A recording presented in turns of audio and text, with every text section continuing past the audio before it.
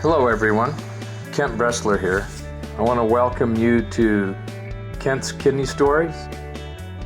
During our time together over these podcasts, I'd like to discuss kidney disease. I'd like to tell you about my journey as a transplant patient, but also talk about dialysis, kidney donation, and just about anything else that might be of interest. Kent's Kidney Stories, a podcast endorsed and sponsored by kidneysolutions.org.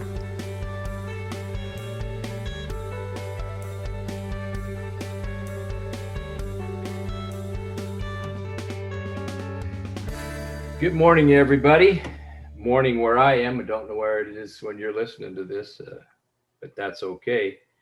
This is Kent.Bressler, and we're going to do another one of Kent's Kidney Stories podcasts, and got a great guest with us this morning. But before we do anything, I'd like to start with prayer. So if you can get in the frame of mind for prayer.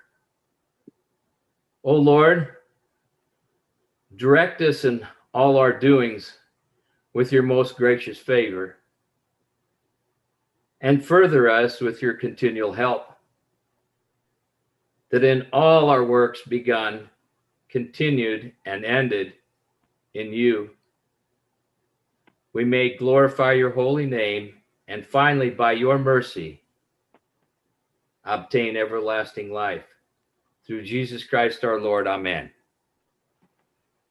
So lots of things going on in the kidney space. I just wanted to share with you two things. Vaccinations are going very well. I'd like to see more people in our great state of Texas get vaccinated, but it's coming. And I'm hoping that if you haven't been vaccinated, you not considered, if you're a transplant patient, go get it. If you're late, you need to get it done.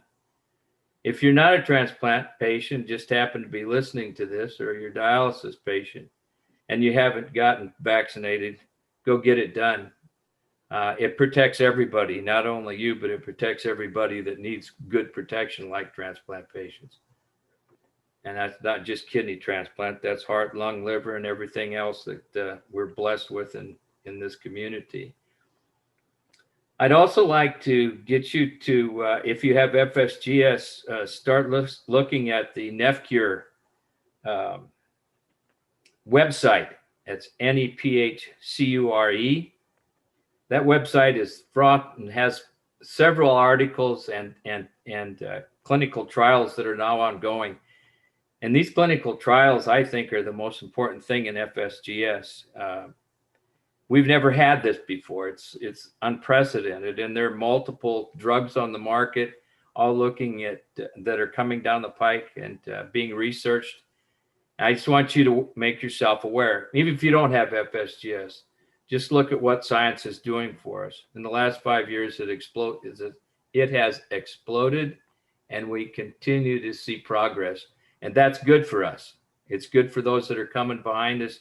It's good for us to know that when we're gone, there's going to be even more progress. So I wanted to start this morning or today with a good friend of mine, and I met just by happenstance or chance. Her name's Kathryn Robison, and she's a donor of all things. Can you imagine? A kidney donor, and that's a very, very good thing. And I want to try to bring more donors on the program and get their side of it. Us transplant patients, we think a lot about how we're doing and all that kind of stuff, and like to focus on us. But I'm going to start focus on the donors, the true heroes of this whole process. So without further ado, and how old is that saying? Kathryn, good morning. How are you? Good morning. I'm doing well. How are you? Doing good. Listen, good. I understand you're out of school. You're probably going to go right back in. Can you tell our listeners what you're doing as far as education? Yes, I just finished my first year of medical school out at Texas Tech University in Lubbock, and I'm pursuing a MD, so I'll be a physician in 3 years. And then I will go on to do my residency, and I'm not quite sure what yet, but really looking forward to that. And it's always been something on my mind to become a doctor. And so living out that dream right now is really cool. I think it's fantastic. It's been great. Yeah, and the big thing about this whole thing with you is that I found out that you donated to your brother. Can you kind of give me an idea how you decided to even do that? Sure, yeah. So he's a couple years older than me. He's about 2.5 years older. And we have an older brother too. He's about 4 years older than me. And so just for reference, we're all in our 20s right now. So he got sick with kidney disease in his early to mid 20s. And it kind of happened very gradually, and to the point where it wasn't of huge concern at first. It was kind of his numbers started, some abnormal labs, and we were just on that, let's wait and see kind of trajectory, the trajectory that Kent has mentioned a few times in his own path. And, it was sort of pushed under the rug at first, just with our whole family.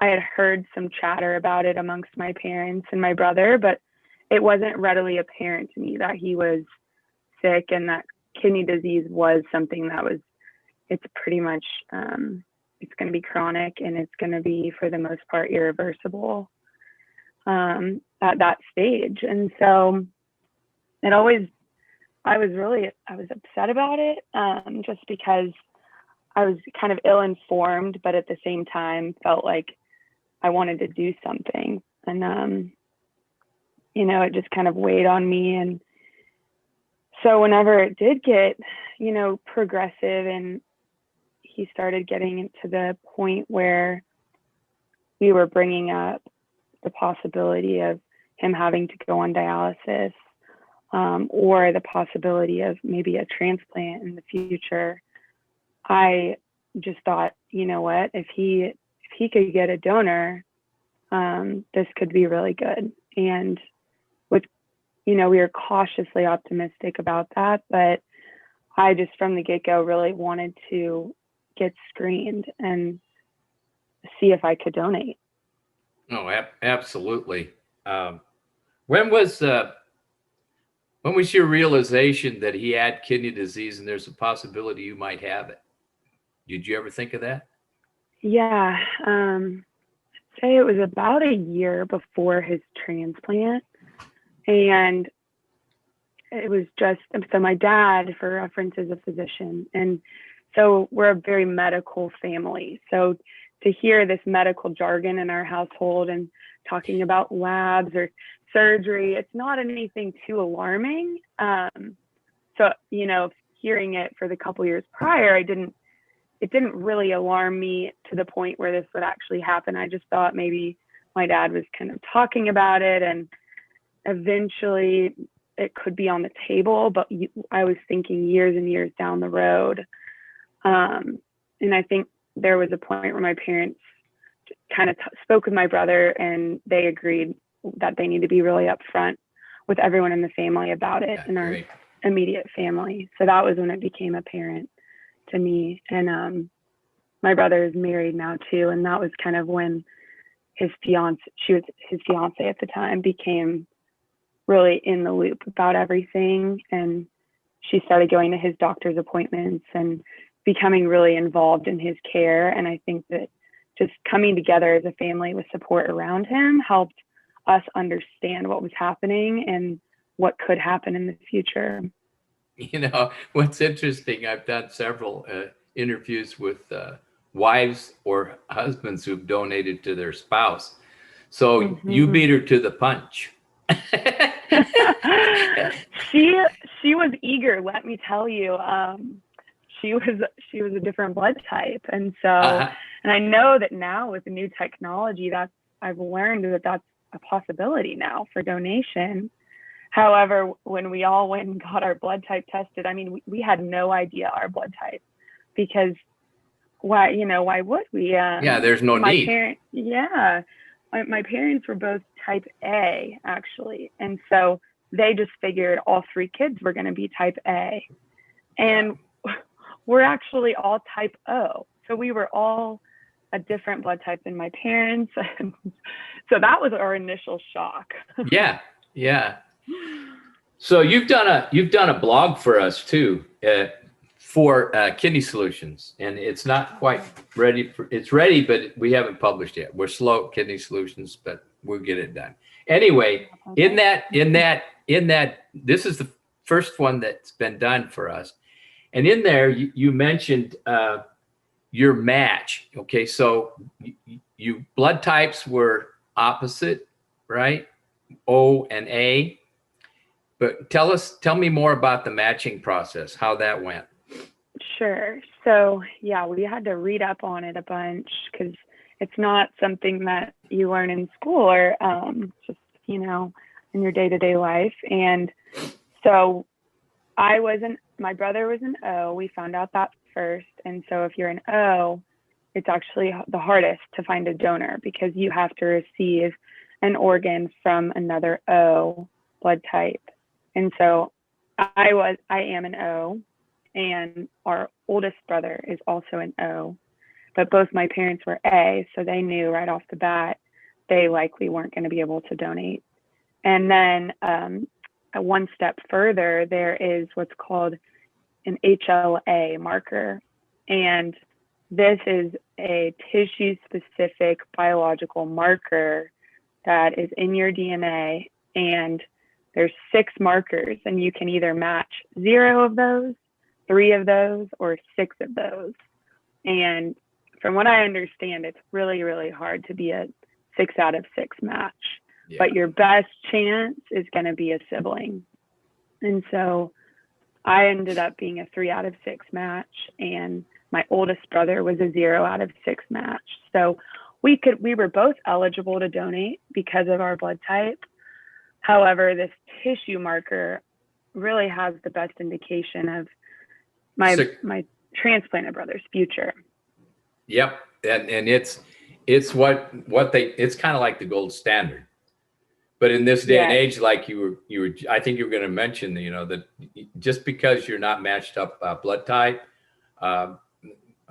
there is a good chance that you could do a paired exchange. That can happen. So just because you're not, quote, a good match for the recipient doesn't mean you can't give a kidney and then that kidney can be given to someone else, and then your sibling or your whatever gets a transplant kidney from someone else that's better matched. Right.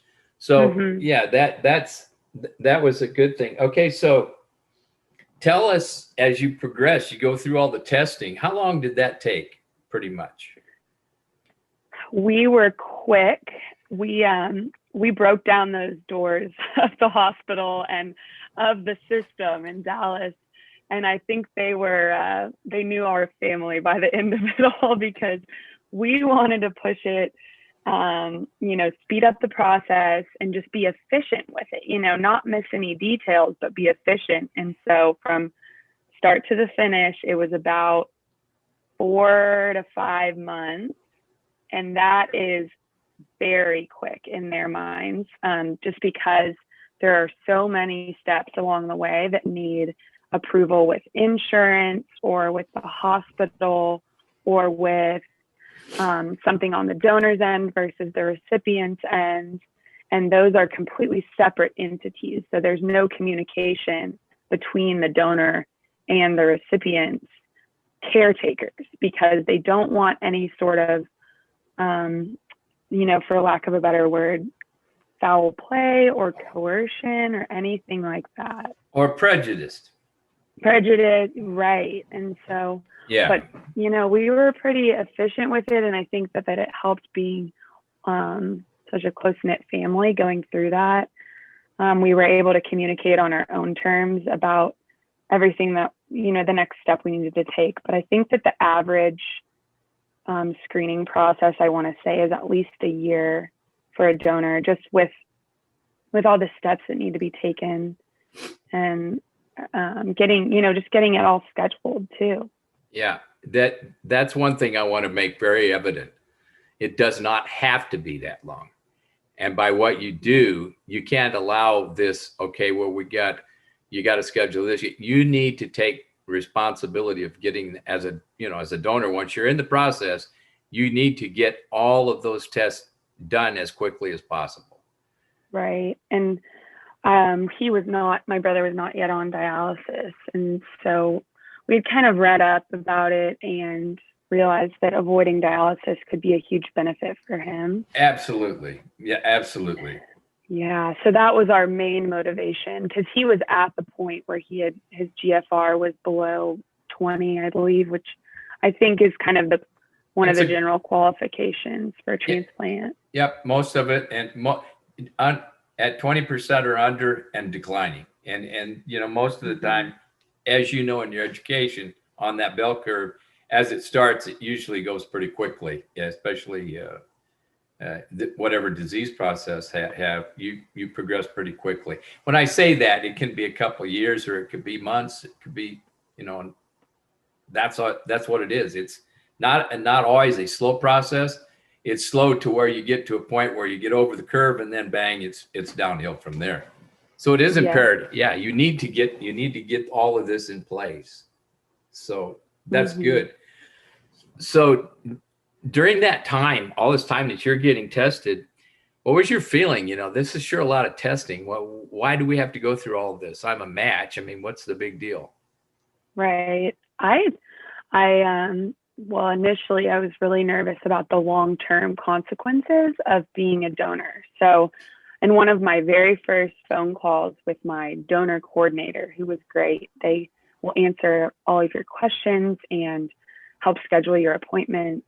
And she kind of just brought up, I want you to do your own research, and I want you to be informed about your decision to donate, because we aren't sure of everything yet, and there could be some predispositions that you have from having one kidney. So I want you to look into that. And so my very first thing that I did was met with an OBGYN physician, because my donor coordinator brought up the idea of, down the road, if you ever wanted to get pregnant, just having one kidney, that can kind of put you into a higher risk category during the pregnancy.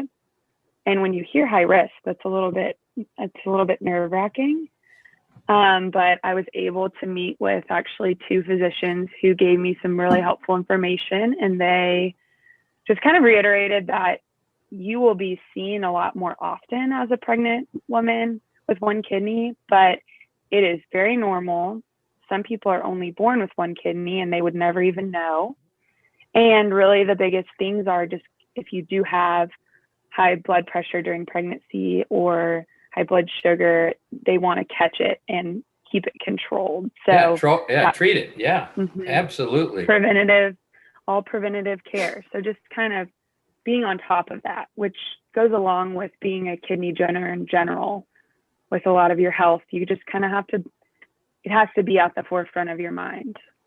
Well, you got to figure out what it is what are the potentials? It's the options that, because that's how you make your decisions. You can't really go at this willy-nilly. You have to do due diligence to make sure you get all the information you need. So that's good. And that was the only real thing for me that was kind of a red flag per se. And I was able to be completely reassured that it was going to be all right in the future. And other than that, I actually felt pretty good that they were doing all the testing, because it provided a lot of reassurance. I mean, they will not let you be a donor if there's any question about it health-wise. For you, yeah. If it's going to jeopardize, yep. And so I've never been poked and prodded so many times, but it did make me feel better about it. And you meet with many different specialists, cardiologists, nephrologists. You have your nurses and psychiatrists. Yes, and nutritionists too. social worker. So they want to make sure that you not only have the health to donate, but you have that kind of network and of community of support, which is very important for sure. You're mentally ready for that, mentally and emotionally connected with the whole process. I think it's very important. And there have been people who just, when they get counseled, or at least they, get examined, some things come up that don't make them, are not going to help them in donating. So that's good. And I will say, all along that screening process, they offered it to me many, many times. Are you sure you still want to donate? Are you sure you still want to do this? Constantly checking in on me and making sure that I hadn't changed my mind or anything, which is completely okay to change your mind. I mean, it's a commitment, and you do have to be fully ready and all in for it. So, I felt like it was a very donor-centered screening process. It should be. Mm-hmm. It should be. Mm-hmm. So do you really know exactly what it is, that affliction or a kidney disease that your brother has? Did they do a biopsy? Were they able to establish a good diagnosis for him? They did a biopsy, and his diagnosis is still not really, I guess they weren't able to pinpoint it. His biopsy showed changes in the glomeruli, but nothing was, they didn't think anything was genetic or hereditary with that. We don't have a history of kidney disease. He doesn't have any underlying high blood pressure, diabetes. He does have an autoimmune disease, and he was on a medication at the time that was a pretty strong biologic medication. And so they think that could have been nephrotoxic. Nephrotoxic, yes. It was he was taking it, and you do have to get routine blood work for that. And so luckily that's how they caught the changes in all of his kidney labs. But he had no symptoms of kidney disease. I mean, which I say symptoms of kidney disease, that's very general anyways, because, fatigue, and it's hard to pinpoint those too. But they think that it was the medication he was on at the time. Okay. And just over time that kind of was damaging his kidneys, and it was progressive. And then he got off the medication, but the kidney disease still progressed. So we're still not really sure. And that's something that I would, I'd love to know. But there's kind of like it's like a catch-22, or what happened, chicken, egg come first, or the chicken, because right. That could have been some kind of disease process in the glomerulus that caused the autoimmune the process. That could be residual, or could the treatment, as you say, could have damaged the kidney. So you really don't know. It wasn't that specific. Now, what's encouraging, and as you progress in your education and become a doctor, you're going to see a lot more genetic testing, which can rule all this stuff out like really fast. And it's available now. There are companies that have made this type of genetic testing available. So yeah, and that's awesome. I hope to see all those changes in the future. I know, I'm just thinking back when you hear about the history of transplant and kidney transplant. I mean, so much has changed in the best way. So yes, and it's going to keep going that way. And I know a lot of people want to see a artificial kidney, but I think that right now we have a good standard, and that's a transplant. And go back to the point of a preemptive transplant. In other words, why does someone have to prepare for dialysis? Let's prepare for transplant. And your brother was a prime example. I was a prime example 34 years ago. So you can look at that and say, what's the reason for the dialysis? Only in cases of acute kidney failure, and that, acute kidney injury. So as an aside, when you had this, did you think, there's a possibility, what happens if my kidneys go south? My kidney, after I donate, what happens? Did you ask that question? A little bit, but I never quite understood that his kidney disease could have been, caused by something really genetic, just because it didn't run in our family. So, Right. And I've thought about it more now as I'm learning a lot about the kidney and just about medicine in general. And so, yes, that has been a thought in my mind. And I would really like to know more about what caused his kidney disease, because I think it would help reassure me, or just help me learn my potential risks. So, well, I can tell you pretty factually, I think that if it is a known condition such as FSGS or IgA, those type of nephrotic syndrome disease processes, they can come back. And I've lived with that my whole life. But that's not the case here. Okay. So that's something that I think you can eliminate from your thought process. Another thing to remember is that you lose function automatically given a kidney up, about 20% of that function. And I know you know that, but I just want to let people know that you don't escape a loss of kidney function, but it's minimal. You're still around 80 to 100% after giving up a kidney. So really, right. That's not a problem. Yeah, and I just had my year and a half checkup, and you're exactly right. I think I was 80 to 90% kidney function, and that's improved from last summer when I was just 6 months out. So they take the kidney, and the other kidney that's still left actually grows in size, which is funny to me. I picture like a bean sprout or something just kind of blossoming. Yeah. But it's true, because you look at the labs, and my labs have improved since my donation. So it's exciting. It's exciting to see your body compensate.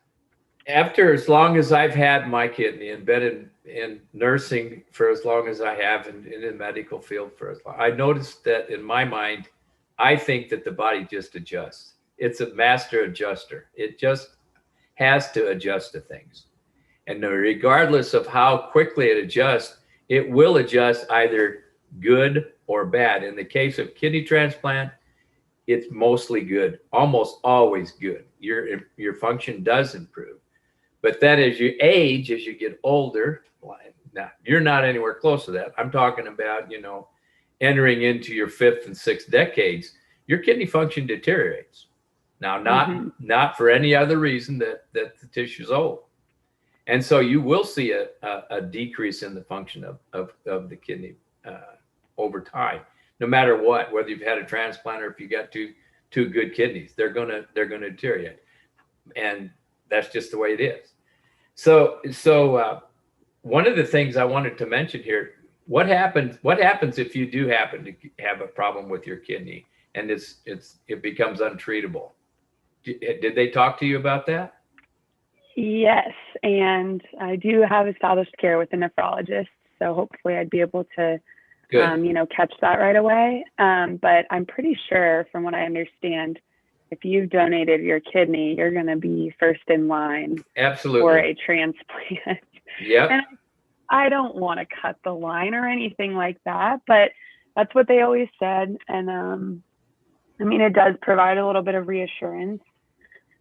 Just knowing that if anything were to happen to me, that I feel I would have good care and doctors to take care of me. So, well, I'm glad that donors have an option to cut the line, okay? Because it's normal. It's normal human behavior to think, well, it's not good, but you've done something that is monumental in my mind. I just don't know of anything else that equates to what you have done, and what my brother's done. Donors are just genuine, and I just can't. They're unexplainable. How can you even explain it, right? I can't put words to it, and I thank you for the praise. I don't feel like I did anything extraordinary. I saw it as an opportunity to donate, and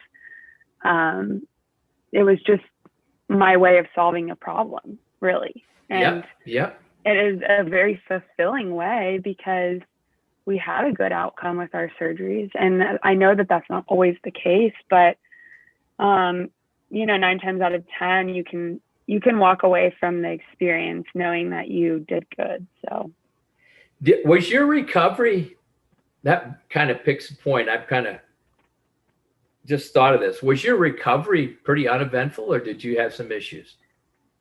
I guess if you're looking at the textbook definition, it was pretty uneventful, but as a 24-year-old healthy female at the time, I felt like it was pretty eventful. No drama intended, right? Yeah. I thought, oh, I'll be fine. I'm pretty strong. I've been an athlete. I exercise. I've broken my arm a couple of times. This was like someone punched you down to the ground and told you can't get up for 3 weeks. So, but we didn't have any complications per se or anything like that. It was just going into the surgery as a completely healthy person and waking up from the surgery feeling completely helpless and in a lot more pain than I imagined. But it was pain in a weird way. Like I thought my stomach would be really sore, like, because they take the kidney from the front, which is different a lot. They used to take it from the back, and some people would think it still comes from the back, but now it's all laparoscopic, which is a minimally invasive surgery, which was great. So I thought, like, okay, my stomach's going to be really sore, those muscles. But it was actually my pain was coming from the surgery. They blow your stomach up with air to see in there and expand it all. And so I think all the nerves around my diaphragm were super inflamed, and they were shooting pain up to my neck and shoulders. Classic so symptom. It was like neck pain, which, hey, I mean, I guess you'd rather have some neck and shoulder pain rather than it hurting where they actually operated. So it was just a little unusual. But that lasted for, the first couple of days were pretty rough. And then after that, it started to quickly subside. And I was discharged. I think I slept in the hospital for 2 or 3 nights, but they asked me after the first day if I wanted to go home, and I said, nope, I'm not leaving. No way. I am not leaving here yet. And it's funny because my brother was supposed to stay for a whole week, and he got discharged on the same day as me. So yeah, that happens. That happens. He was thriving. Well, he got rid of all the, I guess the better, lack of a better word, all the crap in his system, and he could move on.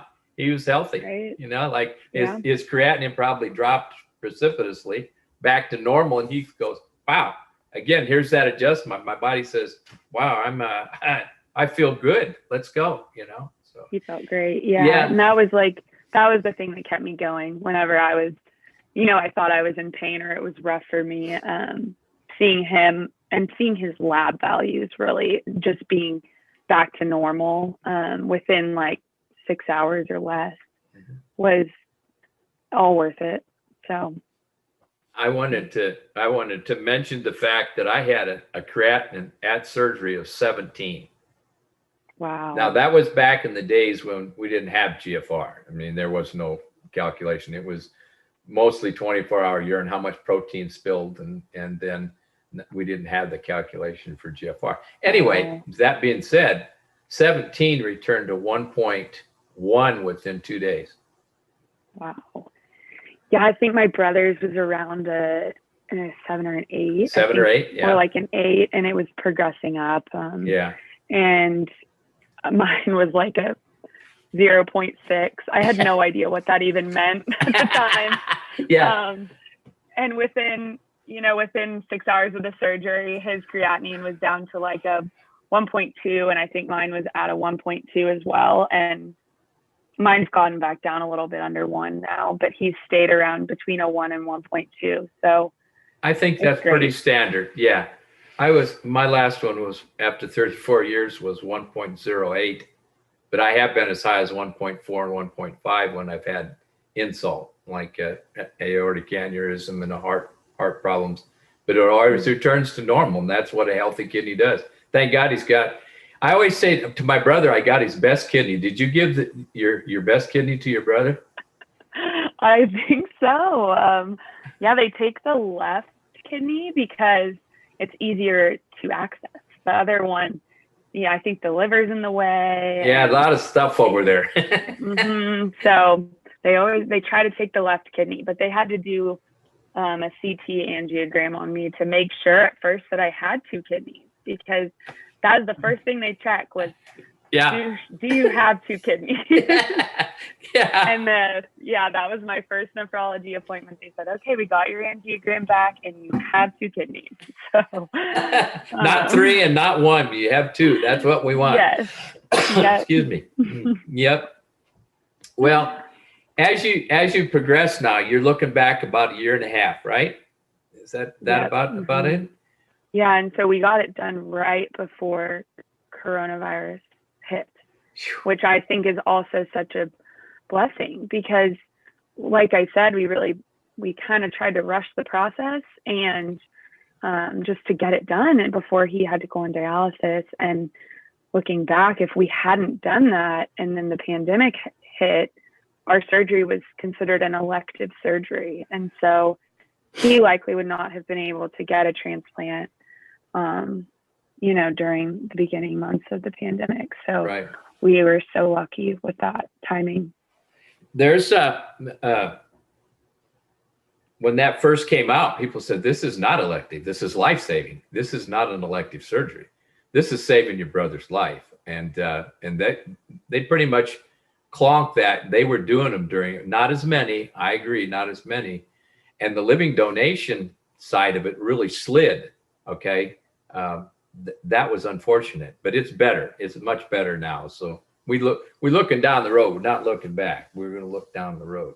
So, I like that. Yes. Don't think for one bit that you have to look back. It doesn't do any good. It gives you some historical knowledge. You can learn from it, but you can't live by it. So it's best to pack everything into today when you get up, and then, as I say, work on with plans for the future, especially if you've been transplanted and you're going to take care of yourself. I know that. I've seen you and talked with you, and I know your trajectory. You're in your own lane, and that's good. You're staying there. That's a good thing. Okay, so what would you say as we kind of get ready to wind this down? What would you say to someone not related, but someone who would consider to give a kidney just to be given a kidney, an altruistic donor? What would you tell someone out there now about donating a kidney just to anybody? I'd say you should definitely do it. But I do think that it's a very personal decision. I have never once, regretted it or anything of that sort. And in my, looking down the road, as you were saying, I just think that it's given me such a better outlook on my future, and it's refined my focus of my health. Definitely. So I'm constantly trying to improve my health, and if I'm feeling tired one day, but I really think I should get outside and go on a walk, I do it. I go outside and I go on the walk, because that's a commitment that I've made to myself moving forward, to just keep that lifelong health. And so just from a personal standpoint, I think it's improved my life in that way, but also being able to see my brother or whoever receives your kidney just be, happier, healthier, having normal lab values, and being able to live out their life is so rewarding. And that sounds cliche, and I can't put better words to it though. And that's how it feels. And I don't think my brother, we never realized how bad he felt until after his transplant. So, we say he had asymptomatic kidney disease, but he probably felt really tired and sick and, bogged down, and everything that comes along with it. But he didn't really notice, because you don't really know what you're missing till you have it back. So it's been That's really cool to see. Say that again. Till you get it back. I mean, till you get it back. So, Yeah. I mean, it's something that everyone deserves, a functioning kidney. And these kidneys can last. The surgeon who did our surgery said, we think this kidney will last 40 to 50 years. And so I hope he's right, but we hung on to that. So I know it. I know it's right. I'm living it. there Okay. you go. See, and he needs to know that. And at some point in time, I'd like to have him on. I want to talk to him, because I think he's kind of shy about it and all that kind of stuff, if you will. But I'm gonna contact him, and I'm gonna talk to him, whether it's on a podcast or just get to talk to him and just see how he is doing. You know, I wanted to read in your blog. If you folks out here that are listening to this, tell your friends and neighbors, look on kidneysolutions.org, because we have a section where donors and recipients, people are going to do a blog on their experiences. And Kathryn did a really nice one, and it's coming up here shortly. But I wanted to read the very last paragraph of this blog. And I think that's what we're going to end up with, okay? Because it really is telling. So here it goes. Moving forward, I have committed myself to lifelong health. I often reflect on my donation experience, realizing it has forever improved my outlook on life. Not changed me, but improved my outlook on life. Each day, I am thankful for my opportunity to donate for continued health of myself and for my brother, for our community of support, and for our transplant team at Methodist in Dallas. That puts it in perspective of why you did it, but what you have to do after you've done it to maintain your health, right? You have to focus on it. Mm-hmm. Yes, for sure. I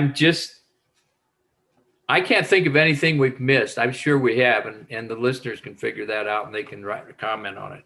But I want to tell you what you've done.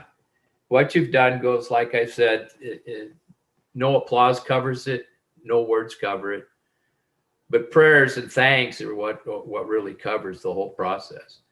And you'll go on through life, and every time you see him, you'll know you did right, and he knows it in his heart already, and he'll never forget. All right? Thank you. Yeah. All right. Mm-hmm. Thank you. So thank you for coming on. I just want to tell the folks who are listening, and you listen to this, and I'd like you to share it out there, because donation is so important. We need more donors. 13 people die a day waiting for a kidney. That's right. 13 people will die today because they couldn't find a kidney. That being said, you know that if you're healthy and you have a chance, you don't have to have a relative that needs it. You don't need two. So why don't you just consider, at least go through the process of getting tested to be an altruistic donor. You'll be surprised at what it can show. It may show some things that you don't know that can be treated. And I think that's the most important thing about the whole process.